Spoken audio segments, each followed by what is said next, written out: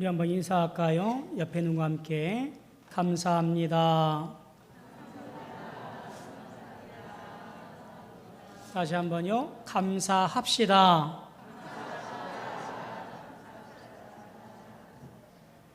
감사의 말과 그리고 감사의 행동과 감사의 글들이 우리 모든 성도들에게 차고 넘치기를 주님의 이름으로 소망하며 축원합니다. 배은망덕이란 말이 있습니다. 다른 사람으로부터 받은 은혜를 고맙게 여기지 않고 잊어버리다 라고 하는 말이지요. 반대말은 결초보은입니다. 결초보은과 관련된 사자성어 고사를 찾아보니까 이렇더라고요. 중국 진나라 때 아버지가 순장을 유언으로 남겼습니다. 순장이라고 하는 것은 망자가 되어서도 행복하게 살라고 갖고 있던 모든 집에 있던 기구들이라든가 사람들을 함께 매장을 하는 문화입니다. 이게 중국에 있었던 문화이지요. 그 순장을 유언했는데 이 아들인 위가라고 하는 사람이 따르지 않아요. 그러니까 어머니를 순장하지 않고 살게 한 거지요. 그는 이제 군대 장수라서 그렇게 아버지 장례를 치르고 나서 전쟁에 나갔는데 전쟁 중에 위험을 겪게 되어집니다. 적장이었던 두회라는 사람에게 사로잡힐 위기에 놓이게 되어집니다. 그때 한 노인이 적장이 지나가는 그 길목에 풀들을 다 엮어서 넘어지게 합니다. 그래서 오히려 이 두회라는 적장을 위과라는 장수가 오히려 잡아서 전과를 올리게 되어졌다 그래요. 근데 이 노인이 누구인가 알아봤더니 자기 외할아버지였던 거지요. 외할아버지는 순장이었으면 자기 딸이 같이 매장되었어야 되는데 자기 손주가 자기 딸, 그러니까 어머니를 살려둔 것이 감사해서 그렇게 은혜를 갚은 것. 그래서 결초보은이라는 말이 생겼다고 합니다.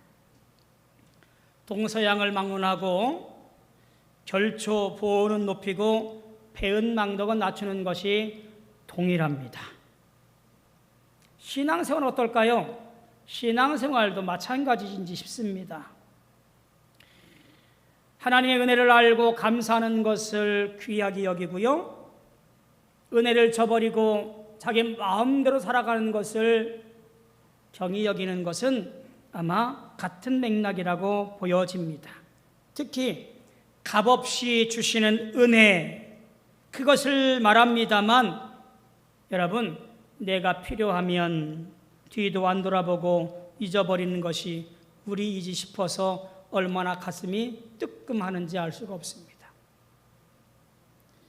성경에서 읽다 보면 가장 많이 나오는 단어들이 있습니다. 그 중에 하나가 뭔지 아세요? 바로 이런 겁니다. 기억하라 라고 하는 말이에요. 성경은 우리가 어떤 것을 잊지 말고 기억해야 된다고 강조합니다. 시편 103편 2절에 보니까 내 영혼아 여호와를 송축하며 그의 모든 은택을 잊지 말지어다 라고 권면합니다. 또 어떤 면에서는 기억하지 말고 잊어야 된다라고도 말합니다. 예컨대 이사야 43장 18절에 보면 우리가 새 인생을 살기 위해서는 너희가 이전 일을 기억하지 말고 옛날 일을 생각하지 말아라 라고 가르쳐요. 여기에 혼란이 오는 거예요. 인생의 혼란이라고 하는 것은 우리가 기억해야 할 것은 기억하지 못하고 잊어야 될 것은 잊지 못하기 때문에 우리가 혼란스러운 것뿐이에요. 오늘 이 아침에 특별히 맥주 감사주의를 보내는 우리에게 기억해야 될 것이 무엇이고 잊어버려야 될 것이 무엇인가를 잘 판단하고 결단하여서 하나님을 기쁘시게 하는 감사의 생활이, 기억하는 생활이 우리 모두 되어지기를 축복합니다. 자, 오늘 본문 말씀은요, 너무나 익히 알고 있는 유명한 말씀이지요. 예수를 만나 고침받은 것을 경험한 10명의 나병 환자 이야기가 소개되어지고 있습니다.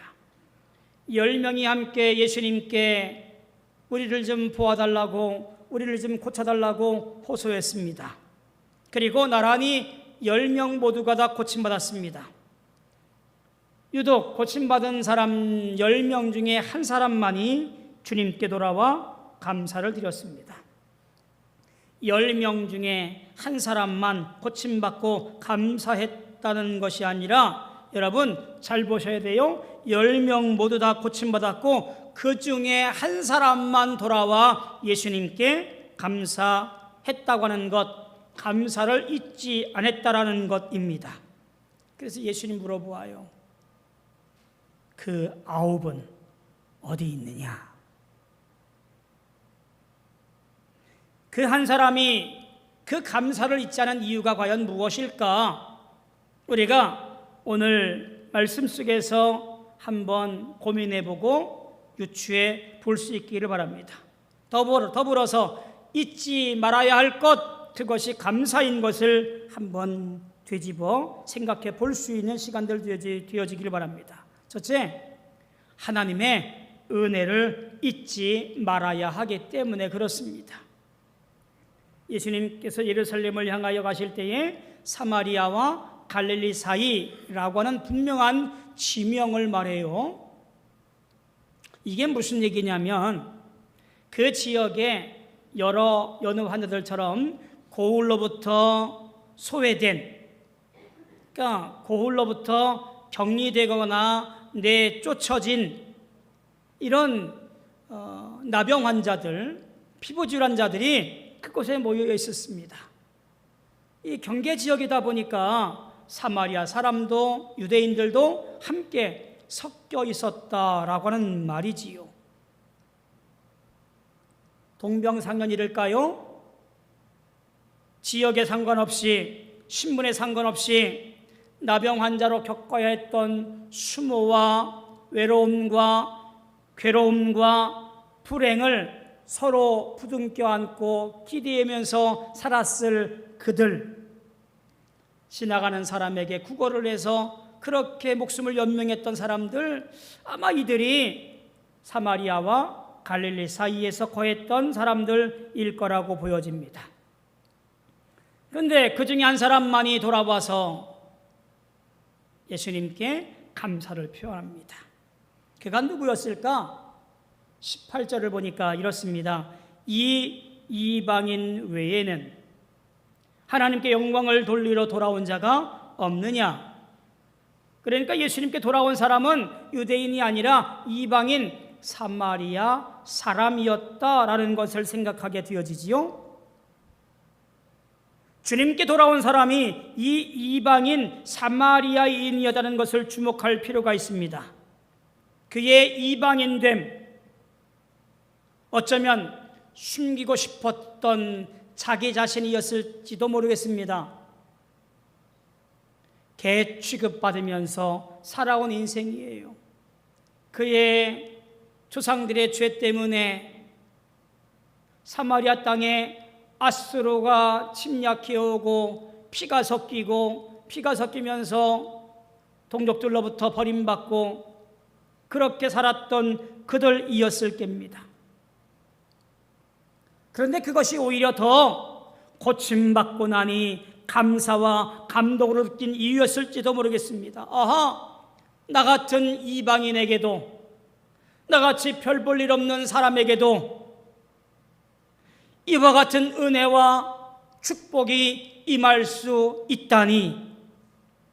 여러분, 이것이 그가 돌아와 무릎 꿇고 눈물 흘리며 감사의 영광을 돌린 이유가 아니었을까요?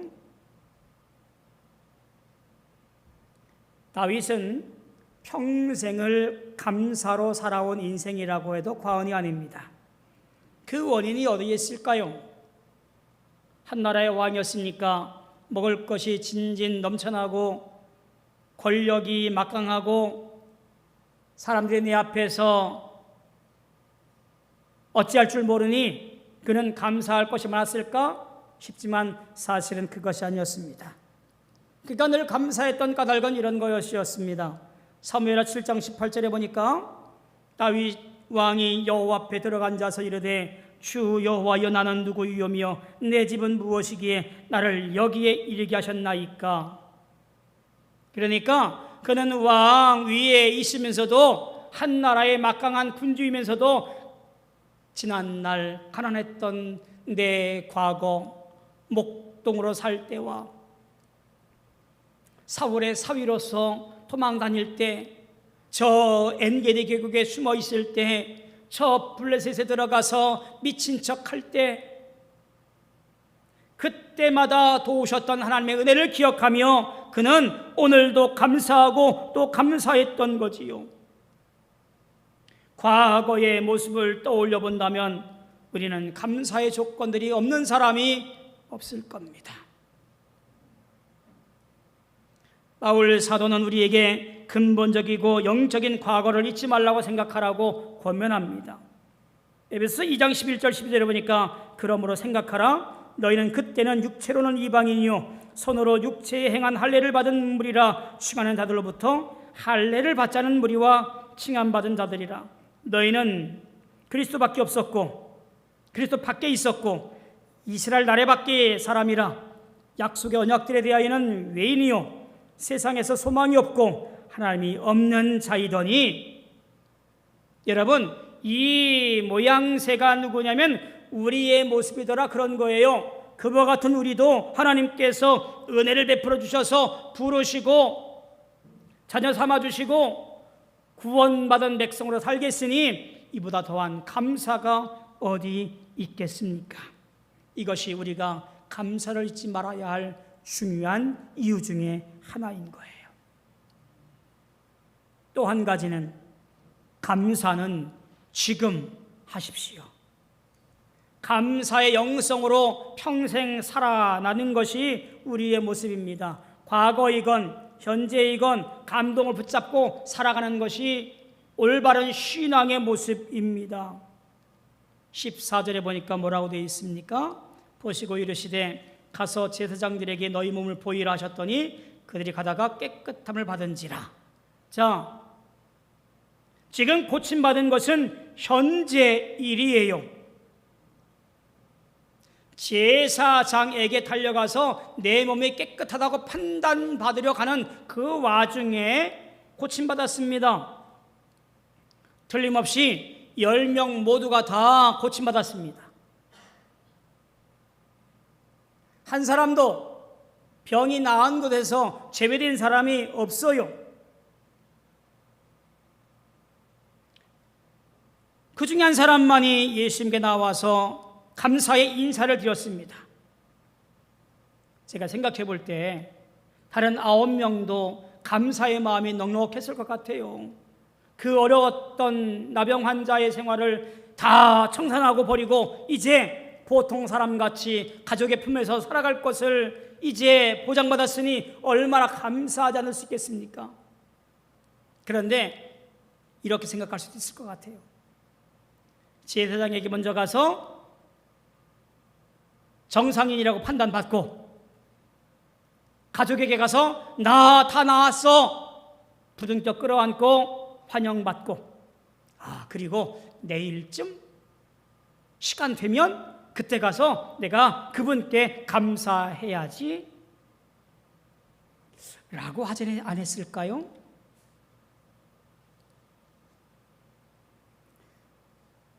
데살로니가전서 5장 19절에 보니까 성령을 소멸치 말라라고 말합니다. 도대체 이 권면의 의미가 무엇일까요? 성령의 감동이 임하면 그 즉시 행하라고 말하는 거예요. 그게 바로 지금 감사해야 할 이유인 거예요. 우리 신앙의 선배들은 그의 성령의 감동이 되어지면 그 즉시 주 앞에 고백을 하고 살아왔습니다. 즉 성령에 민감했다라는 이야기입니다. 감사의 영성으로 한평생 살고 싶은 사람은 지금 성령에 감동해야 될 때 그때 움직이고, 그때 고백하고, 그때 찬송하고, 그때 영광 돌렸다, 그런 말이에요. 찰스 스펄전이 이런 말을 했다지요. 칼날이 생각나거든 지금 하십시오. 오늘 하늘은 맑지만 내일은 구름이 보일지도 모릅니다. 어제는 이미 당신의 것이 아니니 지금 하십시오. 친절한 말 한마디가 생각나거든 지금 말하십시오. 내일은 당신의 것이 아닐지도 모릅니다. 사랑하는 사람이 언제나 곁에 있지는 않습니다. 사랑의 말이 있다면 지금 하십시오. 미소를 짓고 싶다면 지금 웃어주십시오. 당신의 친구가 떠나기 전에 장미가 피고 가슴이 설레일 때 지금 당신의 미소를 주십시오. 감사를 잊지 말아야 할, 그리고 그렇게 살아야 할 이유가 바로 여기에 있는 거예요. 세 번째, 영혼의 구원이 중요하기 때문에 그렇습니다. 예수님께서 놀라운 것을 선포하지요. 내 믿음이 너를 구원하였도다. 이 선포는 이전에도 여러 곳에서 보였던 예수님의 선포의 말씀이에요. 예를 들자면 12의 혈루증으로 고생하던 여인에게 내 믿음이 너를 구원하였도다. 여리고성에 있던 디메오의 아들 소경에게도 내 믿음이 너를 구원하였도다 라고 선포합니다. 근데 오늘 내 믿음이 너를 구원하였도다 라는 이 말과는 조금은 다른 표현으로 보여집니다. 즉 전자는 육신의 질병이 고침받았던 자들이라고 하는 공통점이 있어요. 육신의 모든 것들이 고침받았을 때 내 믿음이 너를 구원하였도다라고 하는 육신의 질병과 문제되는 거예요. 그런데 오늘 말씀에 내 믿음이 너를 구원하였도다라고 하는 것은 영혼의 구원을 선포하는 것이라는 것을 짐작하게 합니다. 이게 무슨 얘기일까요? 육체적 구원이 반드시 영혼의 구원과 동일하게 연결되지는 않는다라고 하는 사실을 보여주는 거예요. 영혼의 구원은 주께 나와 주를 영접하고 더불어서 인격적 교제를 하는 사람에게 주어지는 놀라운 축복의 은혜예요. 10명 가운데 단 한 사람만이 이 은혜를 누렸다는 사실은 복음의 은혜를 접하기는 쉬우나 영혼의 구원을 얻는 것은 어렵다, 많지 않다라고 하는 말이에요. 목양실에 우리 교회에 등록했던 사람들의 등록증이 한 문큼이나 있습니다. 전임 목사님들로부터 적어 놓았던, 그리고 스스로 기록했던 교회 등록, 그 종이를 지금도 하나도 버리지 않고 교회 목양실에 두둑히 쌓여 있어요. 그 중에 대부분 사람들은 등록만 했다가 마음이 어지러웠든지 혹은 시험 들었든지 여느 이유에서건 교회에 출석하지 않아요. 등록했다고 해서 다 구원받는 것이 아니고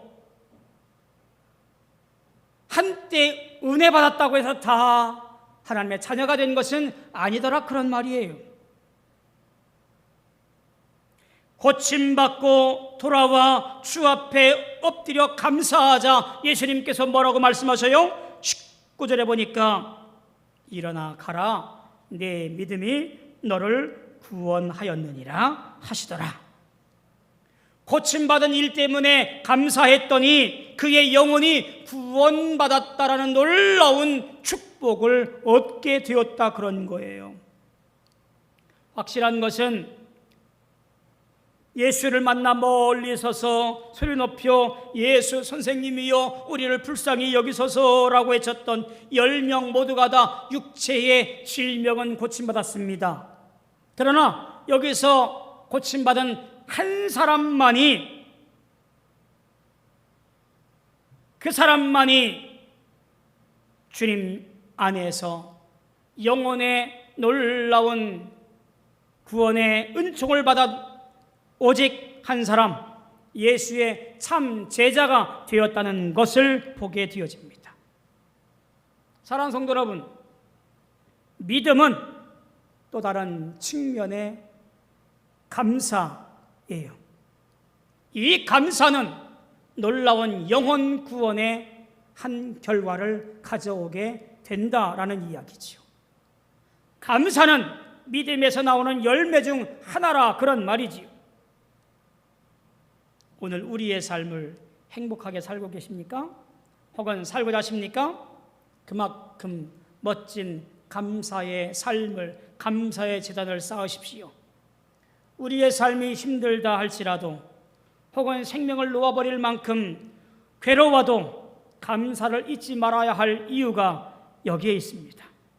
하나님의 은혜로 우리가 살기 때문이며, 그 삶이 지금 중요하기 때문이며, 또한 영혼의 구원이 어느 것보다 더 귀하기 때문입니다. 사랑하는 성도 여러분, 오늘 여러분과 저는 이 맥주 감사주일에 어떤 마음으로, 어떤 모습으로, 어떤 상태로 하나님께 감사를 드리고 계십니까?